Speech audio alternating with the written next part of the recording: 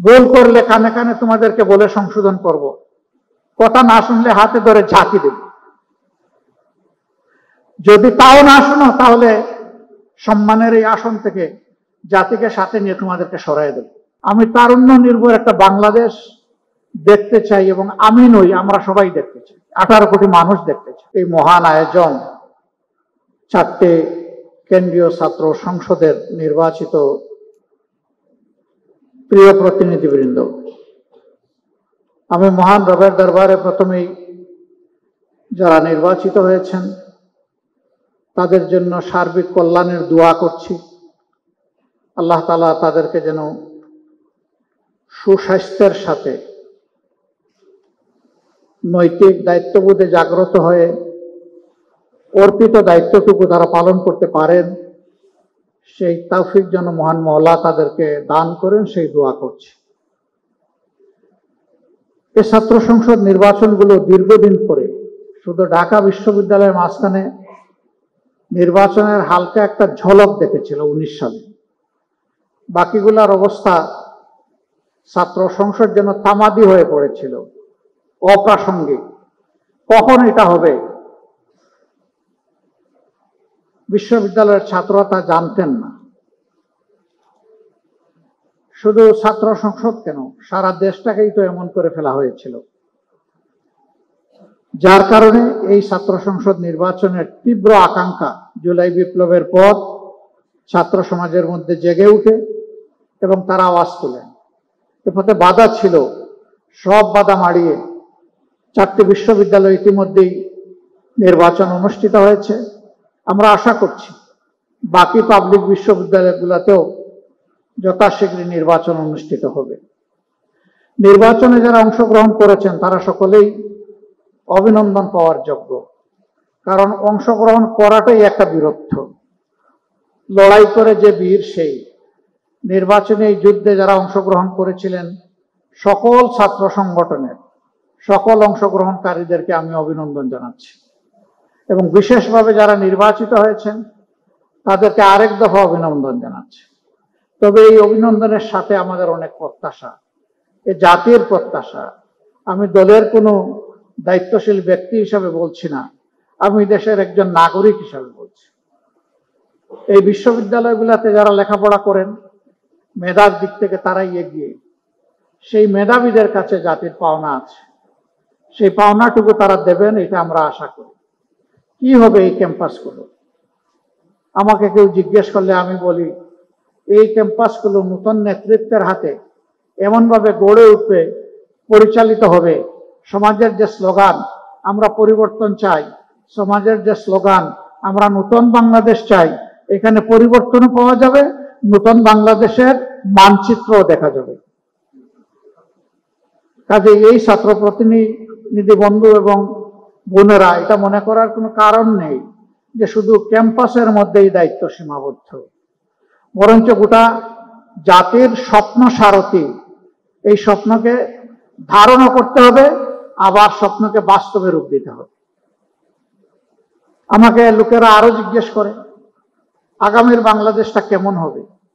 আমি বলি যে কয়েকটা দিন অপেক্ষা করেন, যেমন হবে ঢাকা বিশ্ববিদ্যালয়, যেমন হবে চট্টগ্রাম বিশ্ববিদ্যালয়, যেমন হবে রাজশাহী বিশ্ববিদ্যালয়, যেমন হবে জাহাঙ্গীরনগর বিশ্ববিদ্যালয়, তেমনই হবে আগামীর বাংলাদেশ ইনশাআল্লাহ।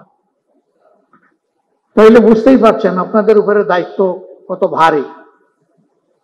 কিন্তু আমি বিশ্বাস করি এই ভারী দায়িত্বের পাহাড় নয়, পর্বত আপনারা ডিঙ্গাতে পারবেন ইনশাআল্লাহ। আমি সবসময় তারুণ্যের বিকাশের পথে, আমি তারুণ্য নির্ভর একটা বাংলাদেশ দেখতে চাই, এবং আমি নই, আমরা সবাই দেখতে চাই, 18 কোটি মানুষ দেখতে চাই। এই তরুণরা আগামীর বাংলাদেশ কিভাবে গড়বে তার রিহার্সাল হচ্ছে এখনকার ছাত্র সংসদের মাধ্যমে। আমি বাড়তি 3টা জিনিস আশা করব ভেরি স্পেসিফিক্যালি। নাম্বার 1, প্রত্যেকটা বিশ্ববিদ্যালয়কে সেন্টার অফ একাডেমিক এক্সিলেন্স হিসাবে গড়ে তোলার জন্য ফার্স্ট প্রায়োরিটি হওয়া উচিত এই ছাত্র সংসদগুলো। এর সাথে অবভিয়াসলি শুধু বই খাতা মেলে পড়বো আর ক্লাসের একটা লেকচার আমি শুনবো দেখবো, বিষয়টা তা না। বিশ্ববিদ্যালয়গুলো তো মূলত হচ্ছে গবেষণার কেন্দ্রবিন্দু। আফসোস, এখন গবেষণা উবে গেছে, যার কারণে হাজার বিশ্ববিদ্যালয়ের তালিকায় আমরা নেই।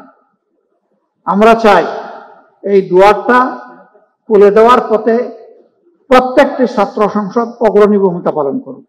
এটি হোক তাদের 1 নম্বর প্রায়োরিটি। এর সাথে শিক্ষার পরিবেশ নিশ্চিত করার জন্য যা দরকার ক্যাম্পাসে যতটুকু ম্যাক্সিমাম সামর্থ্য কুলায় সেই এফোর্টটাকে ম্যাক্সিমাইজ করা দরকার।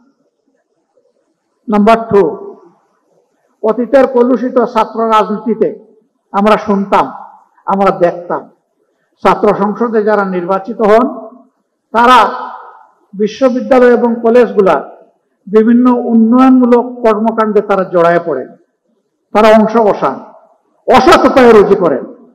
আমরা সততার পরীক্ষায় এই ছাত্র সংসদগুলোকে শতভাগ উন্নীত দেখতে চাই। এখানে 1% কোনো ফেইলিওর এই জাতি দেখতে চায় না। কারণ ইতিমধ্যে যুবকদের নিয়ে জাতির যে অ্যাসপিরেশন তৈরি হয়েছিল, কারো কারো ভুলের কারণে সেই জায়গায় ভাটা পড়েছে। আমি চাই সেই ভাটার জোয়ার এই ছাত্র সংসদগুলোর মাধ্যমে ফিরে আসে। তারা যেন প্রমাণ করে না কয়েকজন মানুষের ব্যর্থতা মানে গোটা ছাত্র সমাজের ব্যর্থতা নয়, এটা আমরা মেনে নেব না। আমরা প্রমাণ করব ছাত্ররা সবসময় ন্যায় সত্যের পক্ষে, কল্যাণের পক্ষে, এবং ছাত্ররা সবসময় বৈষম্যহীনতার পক্ষে। আমার 3 নম্বর প্রত্যাশা, একজন নাগরিক হিসাবে ভবিষ্যতের বৃহৎ নেতৃত্বের জন্য নিজেকে তৈরি করো। তোমাদের হাতে নেতৃত্ব তুলে দিয়ে আমরা পিছন থেকে তোমাদেরকে শক্তি যোগাতে চাই। দেশের ককপিটে তোমাদেরকে বসাতে চাই। তোমরা ককপিটে বসে দেশ পরিচালনা করবা, পিছন থেকে আমরা তোমাদের জন্য দোয়া করব, শক্তি যোগাবো। ভুল করলে কানে কানে তোমাদেরকে বলে সংশোধন করব, কথা না শুনলে হাতে ধরে ঝাঁকি দেব। যদি তাও না শোনো তাহলে সম্মানের এই আসন থেকে জাতিকে সাথে নিয়ে তোমাদেরকে সরাই দেব, এখানে রাখবো না। তোমাদেরকে সেইভাবেই প্রস্তুত হতে হবে। আমি গভীরভাবে বিশ্বাস করি তোমরা পারবা ইনশাআল্লাহ। তোমরা পেরেছ। একটা পর্বত প্রমাণ, একটা হস্তিকে তোমরা এই সমাজ থেকে তাড়াতে পেরেছ। তোমাদের নেতৃত্বেই সেটা সফল হয়েছে। তোমাদের নেতৃত্বে ইনশাআল্লাহ আগামী নতুন বাংলাদেশ, বেটার বাংলাদেশ গড়ে উঠবে, এটা আমাদের প্রত্যাশা। আরো কিছু স্পেসিফিক কথা আছে, সুযোগ পেলে এই বৃহৎ পরিবেশে নয় আরো কনসেন্ট্রেটেড এনভায়রনমেন্টে তোমাদেরকে বলার চেষ্টা করবো ইনশাআল্লাহ। আমি খুবই দুঃখিত, অনুষ্ঠানের সৌন্দর্যহানি ঘটিয়ে আমার বক্তব্যটা আগেই দিতে হলো, কারণ আমার একটা পাবলিক কমিটমেন্ট আছে। এটা ফুলফিল করার জন্য এখন আমাকে রওনা করতে হচ্ছে। এই আয়োজন কিন্তু এখানে শেষ হচ্ছে না, এরপরেও কন্টিনিউ করবে। সকলের কাছে বিনয়ী অনুরোধ, পুরা আয়োজন জুড়ে আপনারা আজকের আয়োজকদেরকে ইনশাআল্লাহ সঙ্গ দেবেন।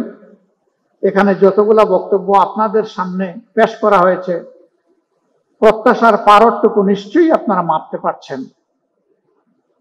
আল্লাহ তাআলা এটা উপলব্ধি করে নিজেদের কর্ম বুঝে নিয়ে সেই কাজ দিয়ে জাতিকে আশাবাদী করে তোলার উদাত্ত আহ্বান জানিয়ে আমাকে এখানে দাওয়াত দেওয়ার জন্য ইসলামী ছাত্র শিবিরকে বিশেষভাবে অভিনন্দন জানিয়ে আবারও সকলের কল্যাণ কামনা করে আমার বক্তব্য এখানেই শেষ করছি।